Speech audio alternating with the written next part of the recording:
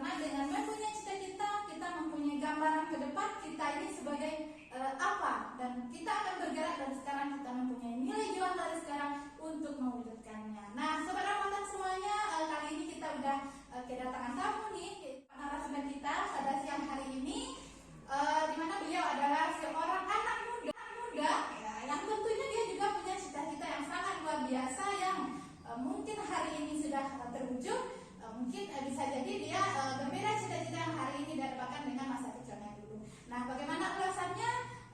Kita perkenalkan dulu ya, Bapak narasumber kita ini bernama Bapak Rian Permana Putra SHMH, di mana beliau adalah seorang kandidat doktor hukum Islam di Universitas Islam Negeri Mampojok Padang.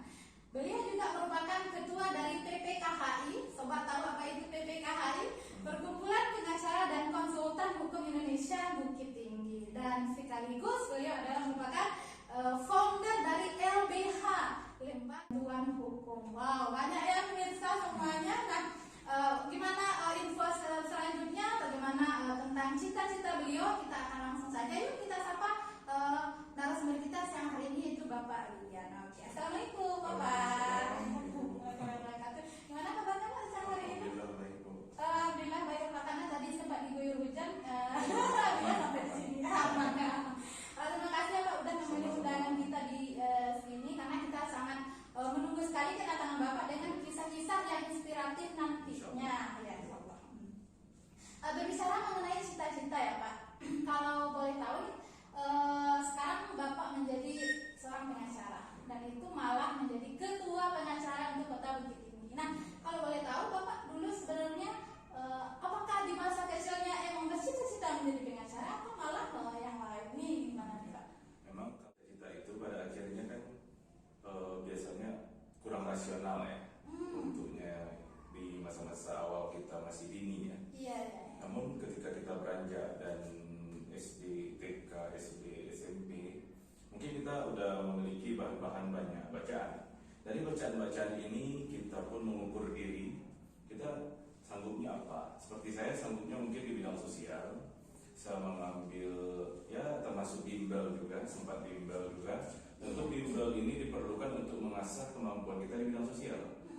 Dan juga di setiap hari itu kalau bisa kita istiqomah membahas soal-soal untuk lanjut ke tingkat yang lebih tinggi di bidang sosial tersebut.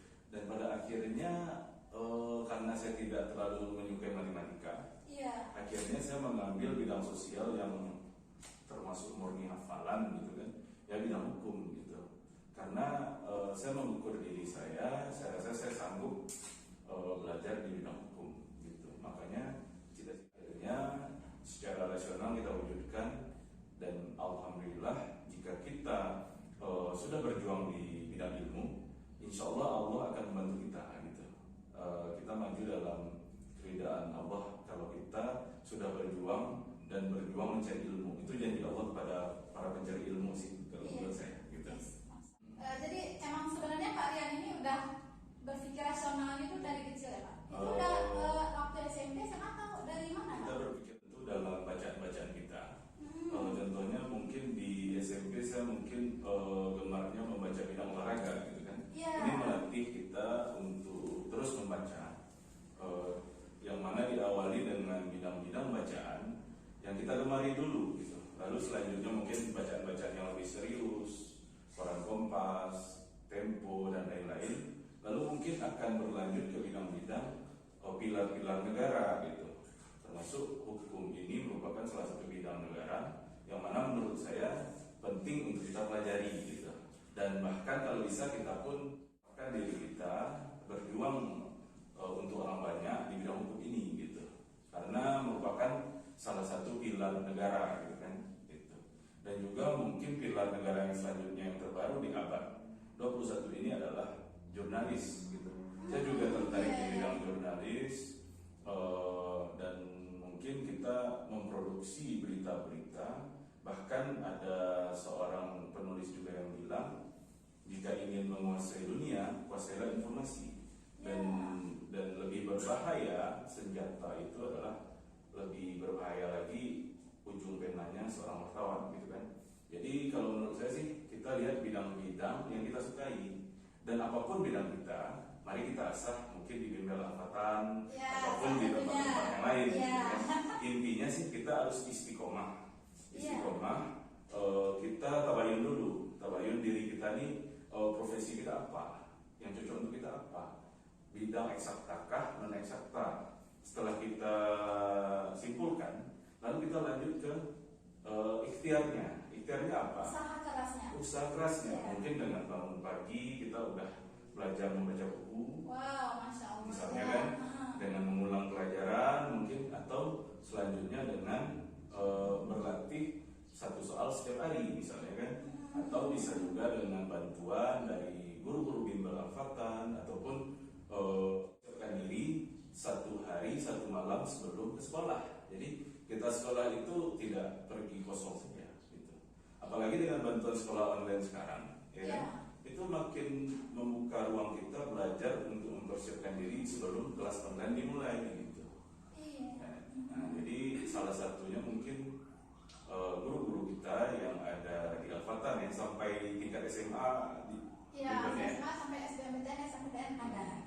Dan mungkin ada bimbingan-bimbingan khusus yang mana soal-soal yang sering acap kali muncul gitu Iya, kan. iya. Itu kan kalau kita tidak, misalnya kita tidak ada ikhtiar kita, tidak ada tawakal kita mengikuti bimbel misalnya kan, ataupun di sekolah guru-guru kita, bagi yang merasa cukup guru di sekolah gitu kan. Namun kalau yang tidak, ya kita bisa memanfaatkan lembaga-lembaga bimbel untuk agar kita ini mengetahui kelemahan-kelemahan kita setiap hari gitu.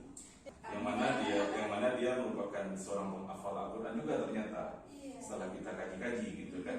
Jadi kalau menurut saya sih bisa dengan membaca biografi memunculkan motivasi dari diri kita.